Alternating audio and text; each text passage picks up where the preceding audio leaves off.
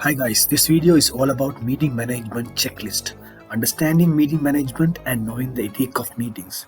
So this video is for everyone.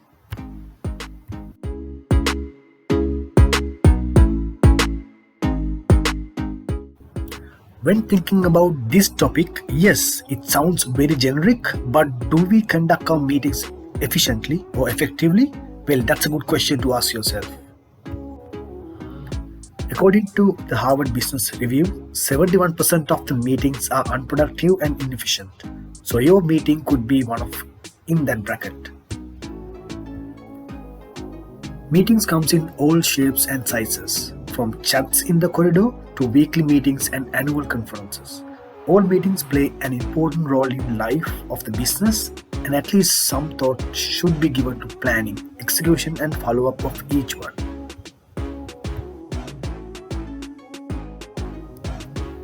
So if you are a manager, this video will help you to conduct meetings, specifically for those who are converting themselves from technical professions to management roles. And if you are a participant, this will help you to effectively participate and get the maximum out of that meeting. And if you are a test taker, will help you to answer at least 5 to 6 questions during your exam, specifically in management exams like PMP and so as.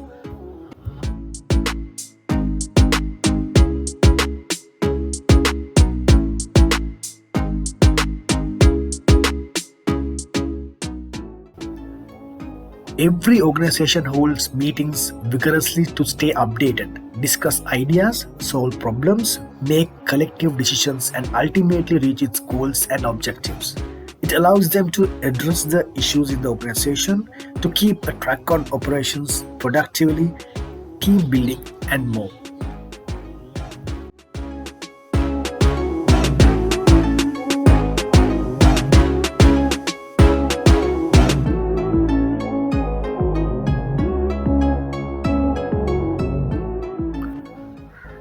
There are many phases for meetings: town hall or all hands meetings, team building meetings, innovation meetings, one-on-one meetings, problem solving meetings, decision making meetings. There are plenty more. But whatever the meeting is, preparation is important. Preparation is the success factors. So let's go through them. Know your overall goal. Plan and establish a workable sequence.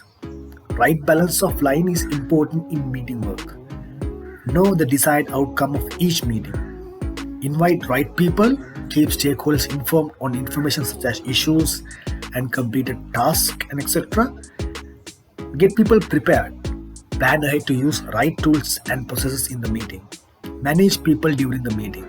Manage people, issues and actions before and after the meeting. So we are going to look into detail in each of the factors.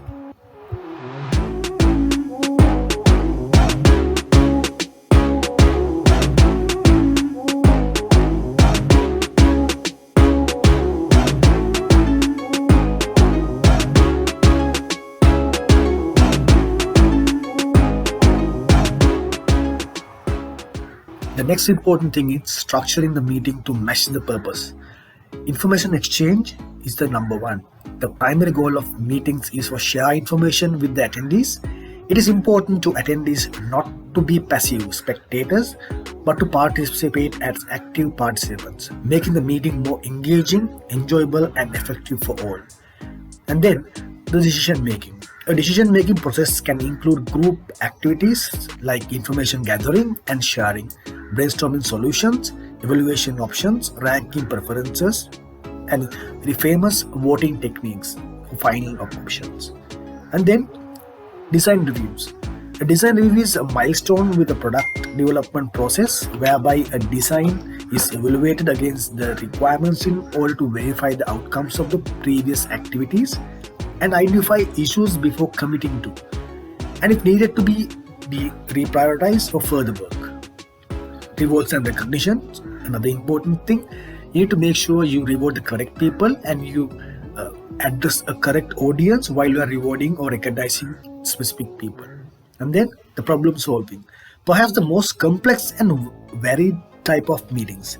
At problem solving meetings, the outcome is often an important decision, and thus these meetings can be crucial to the development of the team or the product. Then you need to put your meeting into context. You need to ask these questions. What has gone before this meeting?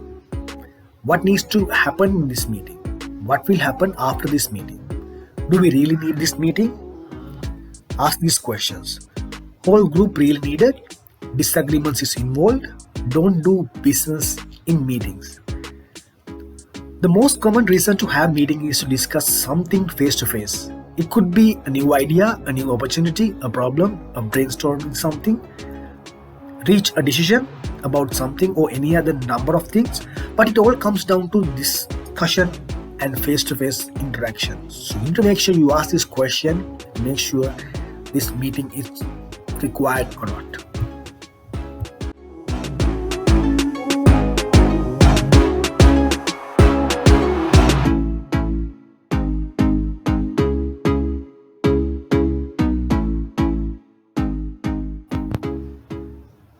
Now we are going to talk about planning a meeting. Determine the overall goal and then plan the sequence. Determine the outcomes for each meeting. It could be visible or invisible. Invite right people. Determine who should be attending, who is optional, and attendees' roles. Defining roles are key to success of the meeting. So make sure you assign the attendees with the correct roles before the meeting. And then use the right processes and tools. Sometimes you might need a meeting structure, content, processes, tools, ordered agenda. You might be needing food if it's a lengthy meeting, or arrange water, like you might need arrange props, prototypes. Sometimes you might need to arrange a visual presentation or printed materials. Make sure you arrange those prior to the meeting and get people prepared. Make sure you cascade an agenda, support material or pre-project issues as necessary. The agenda. Most people chairing a meeting will use an agenda of some sort of, whether it's printed copy handed out to all attendees or script bit of paper that only the chair can read. However it looks, an agenda is essential for successful meeting. Creating an agenda forces you to consider why you are having a meeting, what you hope in accomplish, who needs to attend, and how long will it make. Having an agenda also makes it much easier to keep a record of what decisions were taken at the meeting. Important for follow-up as well. In an agenda, topic comes first. Be specific, otherwise the meeting will waste time defining them. Limit the number of topics so they can be covered. Allocate responsibility for each item on the agenda to an individual. Then the sequence. Progress from easy to difficult. That's the best practice. Ensure large topics are structured logically and follow from giving information to discuss to a decision. Arrange topics logically in order to avoid duplication. Duplication can ruin the entire meeting. Then the timing. Set a start and a finish time for the meeting. Set a time for each item on the agenda according to the importance. Consider allowing breaks in the meeting will last longer than an hour. So that's a practice you should be understanding. And the circulation. Ensure all those who will be attended are notified and the meeting is taking place, even if they themselves are not invited. Send the agenda out few days, as long as the time will allow, before the meeting. Avoid sending it out too far in advance, however, as things may change in the interim, causing the agenda to be altered. If this happens, ensure that everyone receives an update copy before the meeting. So that's basically about agenda.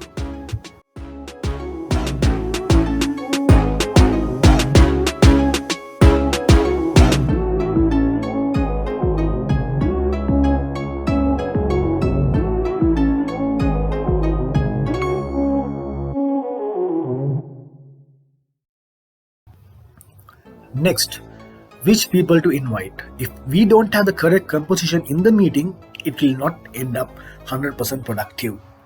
So first, who has the pertain information, who has the authority to act, who has taken outcome, who has pertain the expertise, who has functional responsibilities, what people are necessary to reach goal, who need in development in these areas. So ask these questions, then you will be able to find all the necessary people to the meeting. If you don't have the expertise knowledge, if that expertise knowledge is sitting outside the meeting, then you are not getting the 100% productivity out of that meeting.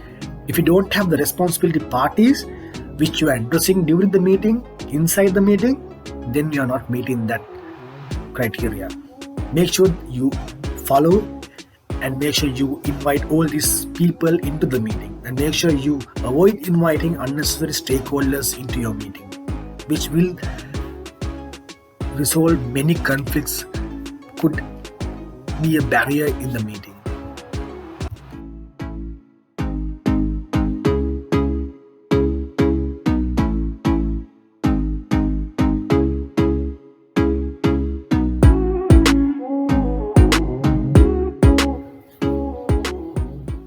What the leader should do during a meeting: maintaining a direction, keep emotional level low, set time limits on agenda items, push for conclusions.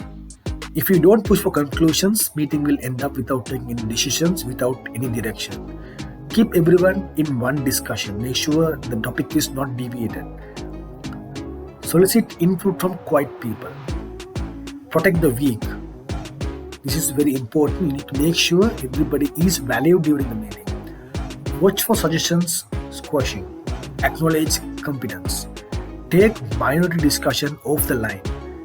Always maintain a respectful tone. Take breaks when it's needed. Summarize the points. Get concerns. Adjourn if there isn't enough info to continue, or if serious disruptions or conflicts overwhelm the agenda.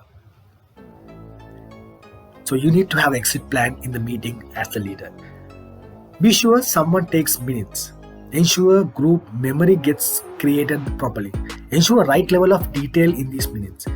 Ensure keep the key items visible on Flipkart or pasted on the wall, as well as marked for minutes. Assign action items only to those present. Don't assign items those who are not present in the meeting.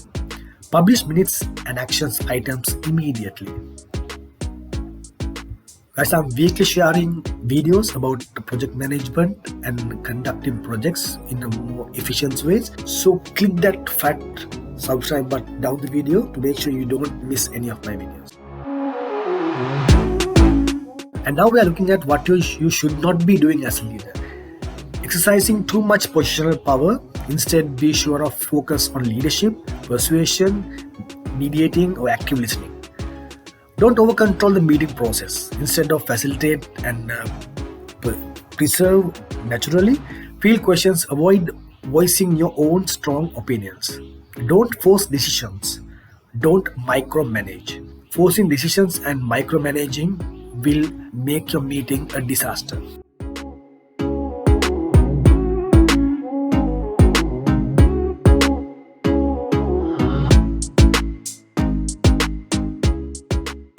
And now we are looking at the participant responsibilities. This is very important for successful meeting management. Discuss any major issues with leader before the meeting. Not during the meeting, but before the meeting. Be positive. Go with a positive attitude towards the meeting. Be proactive. State the positions and offer alternative to keep it positive. Listen carefully. Contribute. Wherever you need to speak, speak up. Don't interrupt. Make sure you follow the agenda. You should not be interrupting. Don't get personal, because meetings are not addressing a personal issue other than it's not one-to-one meeting. Stay on the subject. When convinced of a new position, say so. Acknowledge the competence of the others. So these are very important if you are an attendee towards a successful meeting.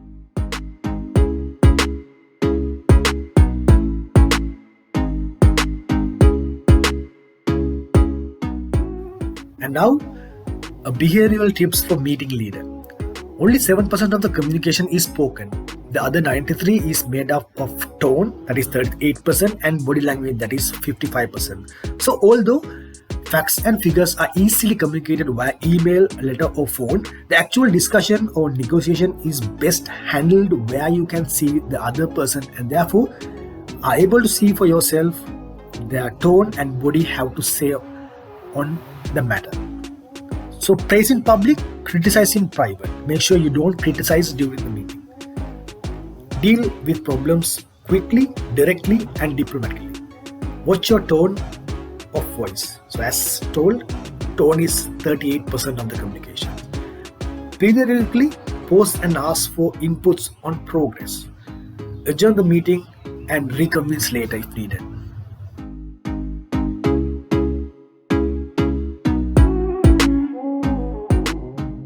And now the closing. As meeting progress, get closure on each item. When you go through the agenda, make sure you come to a conclusion and close that item and move forward to the next one. At the end, review all action items. Single assign responsibilities owner or establish completion date. Give a final summation. Go through the agenda, make sure you have covered everything. Schedule follow-up meetings or action now. If there's a requirement for another meeting, make sure you organize or schedule that during that meeting itself.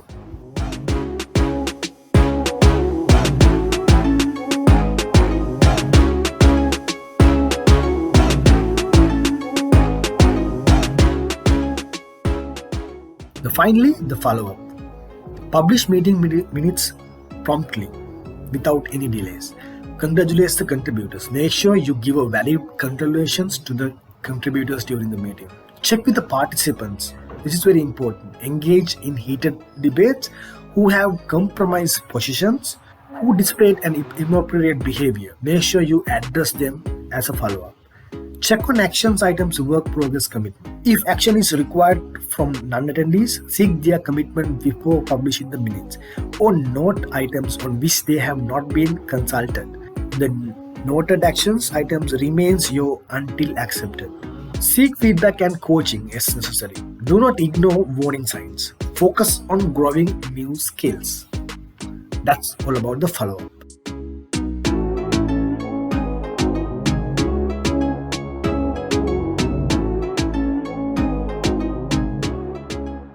I hope you liked the content of this video. We'll meet up with another video. Make sure you subscribe, like if you like the content, and share with your colleagues if it's valid for another person. Thank you everybody. We'll meet up with another video.